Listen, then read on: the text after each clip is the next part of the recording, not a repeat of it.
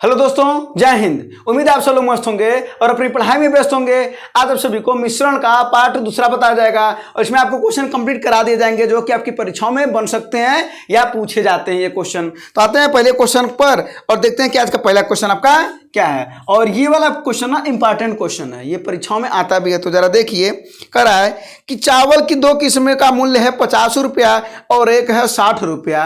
मैंने दो किस्म है, किस्म एक और किस्म टू। एक का दाम है 50 और दूसरे का दाम है 60 रुपया। एक का मूल्य दे रखा है। उसके बाद से क्या कर रहा है कि जो कुछ अनुपात में मिश्रित की जाता है और मिश्रित चावल को 70 रुपया किलोग्राम के हिसाब से बेचा जाता है। 70 रुपए के, और ध्यान से समझिएगा, ई है क्या आपका क्रय मूल्य और 70 के हिसाब से बेचा जा रहा था। विक्रय मूल्य ना हुआ तो हमको क्या चाहिए, क्रय मूल्य। और देखिए जरा सा आगे क्या कर रहा है कि 20% का इसको हो रहा है फायदा। तो 70 रुपए वहां पर जब ये बेच रहा है दोनों उनको मिला करके तो इसको हो रहा है फायदा। और कितने का फायदा हो रहा है, 20% का। तो हम सबसे पहले निकाल लेंगे क्रय मूल्य। तो 70 रुपए पर विक्रय मूल्य, इसका हमने क्रय मूल्य निकाल लिया। तो जरा देखिए कितना हो जाएगा, ये इससे कट जाएगा। दो कितना हो जाएगा, 4 तिहाई 12, ये 25 बार में कट जाएगा। तो कितना हो जाएगा भाई, ये हो जाएगा आपका 7 5, ये बीच में लिख देते हैं। तो 7 5 35, 3 आया, 7 दूना 14, 3 17, 175/3 आया। तो बात को समझिएगा कि क्रय मूल्य दिया था 50 रुपए और इसको दूसरे के साथ मिलाए और उसके बाद से हम बेचने लगे। 70 रुपए को बेचे और 20% का हमारा लाभ हुआ। तो हम सबसे पहले क्या ज्ञात करेंगे, क्रय मूल्य ज्ञात करेंगे। उसके बाद से जरा देखिए क्या कर लेंगे, अब ये निकालना हम रेशियो। तो इसको इससे अंतर निकाल लेंगे, इसको इससे अंतर निकाल लेंगे और जो आएगा वही हमारा अनुपात हो जाएगा। लेकिन एक बात और हम आपको समझा दे रहे हैं, अगर यहां पर बटे है और यहां पर नहीं है तो उसको हम कैसे सॉल्व करते हैं। तो यहां पर मान लेते हैं इसके भी बटे 1 है, इसके भी बटे 1 है।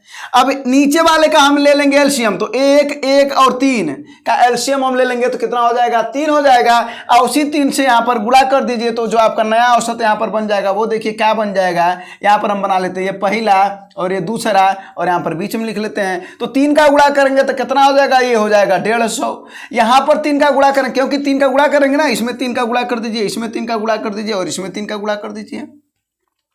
तो ये कितना हो जाएगा, ये हो जाएगा 180 और ये 3 से 3 कट जाएगा तो कितना हो जाएगा 175। अब रेशियो निकाल लीजिए। तो दोनों का अंतर आएगा 5 और इसका अंतर आ जाएगा 25। अब 5 और 25 का रेशियो निकालेंगे तो आपका 1:5। ये आपका आंसर हो जाएगा। ठीक है, तो यहां पर आपने दो चीजें सीखा। एक तो विक्रय मूल्य यहां पर दिया था तो हम सबसे पहले क्रय मूल्य यहां पर ज्ञात करेंगे, तो यानी यहां पर क्रय मूल्य होना चाहिए। और दूसरा सीखा कि अगर बटे यहां पर रहेगा, सॉरी यहां पर अगर बटे रहेगा तो हम कैसे रेशियो निकालते हैं। तो तीनों का ले लेंगे हम एलसीएम, उससे गुणा कर देंगे और हम रेशियो ज्ञात कर लेंगे। तो ये हो गया आपका पहला सवाल जो कि इंपॉर्टेंट सवाल बनता है और ऐसी परीक्षा में पूछे भी जाते हैं। अब चलते हैं अगले क्वेश्चन पर। जरा देखिए यहां पर क्या कर रहा है, यहां पर भी दो प्रकार के चावल है जिनका मूल्य 38 रुपया प्रति किलोग्राम है और 42 रुपया प्रति किलोग्राम है। ठीक ना, ये क्या किए जा रहे हैं, ये खरीदे जा रहे हैं। इसका मतलब क्रय मूल्य निकाल लीजिए। तो एक पहले प्रकार का और दूसरे प्रकार का, तो दोनों को जोड़ लेते हैं तो क्या हो जाएगा भैया, ये हो जाएगा 38 के हिसाब से और ये हो जाएगा 42। तो दोनों का जो क्रय मूल्य आया वो आया 80 रुपया। तो हमने क्या किया कि क्रय पहले का 38 रुपया दूसरे का 42 रुपया है, तो दोनों का अगर हम क्रय मूल्य ज्ञात करें तो 80 रुपया होगा कि नहीं, बिल्कुल होगा। अब उसके बाद से देखिए क्या करा है, इसको मिला दिया जाए, पहले और दूसरे तरीके को, दूसरे वाले को किस्म को मिला दिया जाए और क्या कर रहा है, तब 45 रुपये किलोग्राम के भाव से बेचा जाए, यानी विक्रय किया जाए। तो विक्रय देख लेते हैं। तो 45 के हिसाब से बेचा जाएगा। कितने लोग हैं, 2 किस्म है ना, एक किस्म तो है नहीं, कितने किस्म है, 2 किस्म है। तो 45 दूना कितना हो जाएगा, 90। अब जरा देखिए, 80 रुपया में आपने खरीदा, 90 रुपया में बेचा, तो आपको कितने रुपया का लाभ हो रहा है, 10 रुपया। क्रय मूल्य पर हमेशा हम लाभ निकालते हैं, गुणे 100 कर देंगे, इससे कटा और 100/8 कितना होता है भैया, 12.5%। तो इसका मतलब क्या हुआ आपको, 12.5% का क्या हुआ आपको, वो होगा आपका लाभ। क्लियर है। तो बस ये काम करना था। तो पहले किस्म और दूसरे किस्म का हमने क्रय मूल्य ज्ञात कर लिया और विक्रय मूल्य क्या था, क्यों गुणे 2 किए हैं, क्योंकि 2 किस्म है और 45 में बेचा जा रहा था। तो 45 दूना 90, 80 में खरीदा गया, 90 में बेचा गया, 10 रुपये का लाभ हुआ। परसेंटेज आप पता कर लिए, 12.5%। ये हो गया आपका दूसरा नंबर का सवाल। ठीक है, अब आते हैं अगले नंबर के सवाल पर। जरा देखिए वो क्या कर रहा है। देखिए सवाल थोड़ा सा देखने में बड़ा लग रहा है लेकिन है नहीं, ठीक है ना। तो क्या कर रहा है कि एक बेकरी वाला है, वो क्या क्या बना रहा है देखिए, रोटी, केक, पफ और सभी अनाज बिस्कुट वो बेचती है, बेचने दीजिए। हर दिन उपयुक्त वस्तुओं को बनाने के लिए वह सभी उद्देश्यों से 9 किलोग्राम आटे का उपयोग करती है। मतलब जितना भी बना रही है वो कुल आटा कितना उपयोग कर रही है भैया, वो कर रही है 9 केजी। कितना? 9 केजी। और क्या बात कर रही है आगे कि केक बनाने के लिए उपयोग किए जाने वाले सभी उद्देश्यों के आटे का 20% उपयोग किया जाता है। तो सभी कितना है? 9, और इसका कितना यूज किया जाता है? 20%। यानी केक बनाने के लिए आप लिख देते हैं, केक बनाने के लिए सभी उद्देश्यों से, सभी उद्देश्यों का मतलब है पूरा का पूरा में, तो 9 और इसका 20% यूज किया जाता है, तो 9 का 20% ये हुआ। क्या पूछ रहा है? तो पूछ रहा है तो केक बनाने के लिए वास्तविक मात्रा कितनी, मात्रा पूछ रहा है, ठीक है ना। तो ये बताइए, देखिए इसको हम क्या कर लेंगे, ये हो जाएगा 20 25 100, ये हो जाएगा 9/5 केजी ना, क्योंकि केजी में दिया है तो हम इसको कर दें ग्राम में, क्योंकि आंसर दिया है ना ग्राम में। तो 1 किलोग्राम में 1000 ग्राम होता है, तो 9 किलोग्राम में 9000 ग्राम हो जाएगा। अब बट्टे 5 कर देंगे तो कितना हो जाएगा, ये 5 × 9 5, 5 × 9 5 और 4 बचा तो 40 हो जाए, 5 8 40, 1800 ग्राम। आपका आंसर क्या आया? 1800 ग्राम, ऑप्शन नंबर पहला। ठीक है। तो यहां पर क्या कर रहा था कि कुल मात्रा कितना था? 9 केजी था। और केक कितना है? केक के लिए कितना आटे का प्रयोग किया जा रहा है? 20%। तो 9 केजी का हमने 20% ज्ञात कर लिया, वही हमारा आंसर आया 1800 ग्राम। तो हो गया आपका अगला वाला सवाल। हाँ, अब चलते हैं अगले वाले, उसके आगे वाले सवाल पर। देखिए क्या कर रहा है, 400 रुपये प्रति किलोग्राम लागत वाली दार्जिलिंग चाय को 300 रुपये प्रति किलोग्राम लागत वाली असम की चाय, यानी एक है दार्जिलिंग की चाय और एक है असम की चाय। दार्जिलिंग वाली चाय है 400 रुपया और असम वाली चाय है 300 रुपया। इसको कह रहा है कि किस अनुपात में मिलाया जाए, कि किस अनुपात में मिलाया जाए ताकि प्राप्त मिश्रण 408 रुपये की दर से बेचने पर 20% का लाभ हो। फिर वही बात, 408 रुपया में बेचा जा रहा है, जबकि ये सब क्या है? क्रय मूल्य है। तो सबसे पहले हम क्या ज्ञात कर लेंगे? क्रय मूल्य ना ज्ञात करेंगे। दिया है विक्रय मूल्य, तो 20% का लाभ हो रहा है, तो क्रय मूल्य ज्ञात कर लेंगे। यही ना होगा, 0 से 0 कटा, ये क्या हो जाएगा? 12 × 36 और 4 बचा, 12 चौको 48 और कितना हो जाएगा? 340। इसका मतलब आपका जो क्रय मूल्य आया वो 340 आया। अब विक्रय मूल्य था 408 रुपया, कब? जब 20% का लाभ हो रहा था। तो ये ध्यान देना आपको कि वहां पर ज्ञात क्या करना है? क्रय मूल्य ज्ञात करना। तो हमने ज्ञात कर लिया। अब रेशियो निकाल लीजिए, इसका अंतर आया 40 और इसका अंतर आया कितना? 60 का। और रेशियो निकालेंगे तो 20 दूना 40 और 20 × 60, 2:3 का रेशियो आया। आपका आंसर कौन सा है भैया? आंसर बी, दूसरा वाला। ठीक है। तो बस ऐसे सवाल है, प्रैक्टिस करा दी जा रहा है ताकि आप भूलें बिल्कुल भी नहीं। और ये आपकी परीक्षा में ऐसे क्वेश्चन पूछे भी जाते हैं, है ना। चलिए अब अगले प्रश्न पर चलते हैं। देखिए अगला प्रश्न क्या करा, 1 किलोग्राम मिश्र धातु में तांबे की मात्रा कितनी होगी यदि मिश्र धातु में 32% तांबा, 40% जस्ता और बाकी गीलट है। ऐसा समझिए, कुल होता है 100%। बोलिए होता है कि नहीं? इसमें 3 लोग हैं। तांबा कितना है? तांबा है भैया 32%। और क्या करा? जस्ता कितना है? जस्ता है 40%।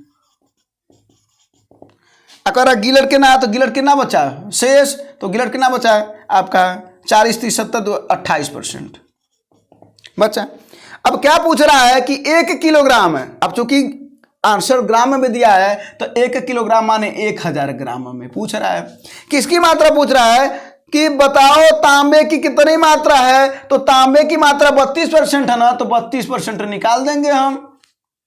1000 ग्राम का 32% निकाल देंगे तो 1000 × 32/100, 2 0 से 2 0 कटा, 320 ग्राम आया तांबे की मात्रा। ये तो परसेंटेज वाला सवाल हो गया है ना। बस क्या था, एक मिक्सचर है, उसमें 3 लोग थे, तांबा, जस्ता और गिलट, वरना ये तो है परसेंटेज वाला सवाल। ठीक है। इसका मात्रा निकालना होगा तो 1000 ग्राम × 40/100, 400 आ जाएगा। तो ऐसे निकाल लेंगे हम, वो 280 आ जाएगा। तो इसका आंसर हो जाएगा 320 ग्राम। हाँ, अब चलते हैं अगले प्रश्न पर। अगला वाला सवाल अच्छा है। देखिए क्या करा कि यदि 1.25 किलोग्राम आलू और 2.015 किलोग्राम टमाटर, 1.25 किलोग्राम है आलू और कितना? 2.015 किलोग्राम है टमाटर। की कीमत 35 रुपया 26 पैसा है। इन लोगों की कीमत है 35 रुपया 26 पैसा, दोनों को मिला करके 35 रुपया 26 पैसा है। क्या कर रहा है, एक साथ मिला करके आलू और टमाटर की औसत कीमत क्या होगी। तो ये भैया औसत कीमत आपको ज्ञात करना है। तो औसत कीमत बराबर क्या होता है, औसत कीमत बराबर क्या होता है, कुल कीमत बटे मात्रा ना। और वैसे औसत बराबर क्या होता है, योग बटे संख्या। और यहां पर क्या हो जाएगा, वही कुल कीमत बटे मात्रा। तो कुल कीमत कितना है 35.26 है, और मात्रा कितने, इन दोनों को जोड़ देंगे तो ही तो आपकी मात्रा है। इसका मतलब 1.25 प्लस 2.015, और यही इसी को सॉल्व कर लेंगे तो आपका आंसर आ जाएगा लगभग, ये देखिए 2 1 3 और 3 से 35 में काटेंगे तो ऑप्शन देख लेंगे लगभग तो 10 या 11, यानी इसको सॉल्व कर लेंगे, ठीक है ना। इसको आप सॉल्व कर लेंगे और आंसर आप बता देंगे 10 या 11 के लगभग में आएगा, ठीक है। चलिए, तो आपको समझना क्या था, सवाल समझना था कि औसत कीमत बराबर क्या होता है, कुल कीमत बटे मात्रा। कुल कीमत दिया था दोनों का मिलाकर के इतना, मात्रा दिया था आलू का 1.25 और ये इतना दिया था टमाटर का, और हमने क्या कर लिया, दोनों को बटा कर लिया, उसको सॉल्व कर लेंगे, आपका आंसर आ जाएगा, ठीक है। चलते हैं, हाँ अब देखते हैं अगले प्रश्न पर। अगला प्रश्न देखते हैं क्या है, जरा देखिए अगला क्या है। गुणवत्ता ए और बी वाले चावल का मूल्य क्रमशः, माने गुणवत्ता ए है और एक ठो बी है, क्रमशः कितना है, 35 है और 65 है, 35 रुपया है और 65 रुपया है। कह रहा है कि अगर इसको मिलाया जाए तो मिश्रण का नया जो औसत मूल्य होगा वो 50 रुपया होगा। तो ए और बी का अनुपात बताओ। तो ए महाराज 35 वाले को 65 वाले से मिला दिया जाए तो मूल्य आया 50, तो अंतर ज्ञात कर लीजिए कितना हो जाएगा, ये हो जाएगा 15, और ये कितना हो जाएगा 15, तो 15 और 15 का अनुपात ज्ञात कर लेंगे तो 1:1 के अनुपात में मिलाना पड़ेगा, तो उसका औसत मूल्य कितना हो जाएगा 50 रुपया, ठीक है। तो ये तो एलिगेशन मेथड वाला हुआ है, तो बहुत ही सिंपल सवाल हो गया ना, तो इसका आंसर हो गया। अब अगले सवाल पर चलते हैं। अगला देखिए क्या कर रहा है, दो अलग अलग दवाइयों में अल्कोहल की मात्रा क्रमशः 1.5% और 2.5% है। अल्कोहल माने समझते हैं ना, शराब है ना। तो अल्कोहल की मात्रा दिया है, कितने, दो अलग अलग दवाइयों में अल्कोहल की मात्रा दिया है। दवाई है अल्कोहल की मात्रा, अल्कोहल 1, और अगर बात करा जाए तो अल्कोहल 2, है ना। और इसमें परसेंटेज कितना दिया है, ये दिया 1.5% और ये कितना दिया है 2.5% दिया है।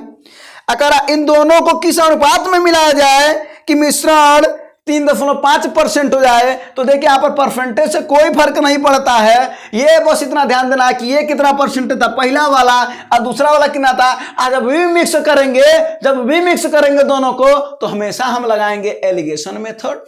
तो एलिगेशन में कितना हो जा रहा है भैया, बाद में कितना हो जा रहा है 3.5 हो जा रहा है। तो बस ये अंतर ज्ञात कर लीजिए। तो ये 3.5 और 2.5 का अंतर लेंगे तो 1 आएगा, और इसका अंतर लेंगे तो कितना आ जाएगा भाई, ये हो जाएगा 2, 1:2 का। तो आपका आंसर हो जाएगा 1:2, ऑप्शन नंबर पहला ही, है ना। तो परसेंटेज दिया रहा है, मात्रा दिया रहा है, कुछ भी दिया रहा है। अगर एक वस्तु है और दूसरी वस्तु है और दोनों को जब मिलाएं तो उसका जो अगर कॉमन बनेगा तो हमेशा एलिगेशन मेथड लगाएंगे, ठीक है। अब इस बात को समझ गए होंगे। अगला देखिए क्या कर रहा है, 2 कंटेनर में अम्ल और पानी क्रमशः, अम्ल और पानी का क्रमशः अनुपात दे रखा है। पहले वाले कंटेनर में देखिए कितना दिया है, पहले वाले में दिया 3:1, दूसरे वाले में कितना दिया है भैया, ये दिया 5:3 का, ठीक है ना। अगर आज जब इसको नया मिश्रण प्राप्त करने के लिए अम्ल और पानी का अनुपात 2:1 होना चाहिए, माने जो नया प्राप्त करना है वो कितना होना चाहिए, 2:1 के अनुपात में होना चाहिए। तो क्या पूछ रहा है, तो मिश्रण को किस अनुपात में आना चाहिए, दोनों प्रकार के मिश्रण को। अब यहाँ पर यही बात ध्यान देना है। देखिए ये है अम्ल और ये है पानी, यानी ये अम्ल की मात्रा है और ये पानी की मात्रा है, ये अम्ल की मात्रा है, पानी की मात्रा, और ये अम्ल की मात्रा और ये पानी की मात्रा है। पूछ क्या रहा है वही ध्यान देना है। क्वेश्चन पूछ रहा है कि नया मिश्रण में मिश्रणों का अनुपात बताओ, यानी अम्ल मिला है ना पानी में, तो यानी अम्ल का अनुपात बताओ। ध्यान से समझिएगा। अगर मिश्रण न कहता तब पूछता है कि नए में जो नया मिश्रण बना उसमें अम्ल और पानी का अनुपात बताओ, तो सवाल को हम दूसरे तरीके से लगाते हैं। तो पहले हम इस सवाल को समझ लें। तो देखिए क्या करेंगे, तो ये देखिए अम्ल है, तो यहाँ पर लिख देते हैं पहला और ये लिख देते हैं दूसरा, मान लेते हैं। तो यहाँ पर क्या हो जाएगा 3/4, बोलिए होगा कि नहीं अम्ल की मात्रा। यहाँ पर कितना हो जाएगा 5/8, बोलिए होगा कि नहीं। और यहाँ पर कितना हो जाएगा 2/3, होगा कि नहीं होगा, जरा बताइए। और हमने आपको बोला था कि अगर कभी भी अगर ऐसा कंडीशन दे रहा हो तो आप सबसे पहले क्या करेंगे, 4, 8 और 3 का एलसीएम ज्ञात कर लेंगे। क्या ज्ञात कर लेंगे, एलसीएम। तो 4, 8 और 3 का एलसीएम हो जाएगा 24, तो 24 से गुणा कर दीजिए हर जगह, 24 से क्या कर दीजिए, गुणा कर दीजिए। तो जो आपका आ जाएगा जरा देखिए कितना आ जाएगा, 4 छक्के 24, 6 त्रिक 18, यानी अब यहाँ पर लिख लेते हैं पहला दूसरा, तो 6 त्रिक 18 हो जाएगा। और अगला वाला क्या आ जाएगा 8 त्रिक 24, तो 5 दिया है 15, और ये वाला कितना हो जाएगा 3 8 24, तो 8 दूना 16। बस अब देखिए अब अनुपात ज्ञात करना आपके लिए आसान हो गया। 16-15 का अनुपात अंतर 1 आएगा, 18-15 का अंतर 3 आएगा, 1:3। ऑप्शन नंबर कौन सा भैया, ऑप्शन नंबर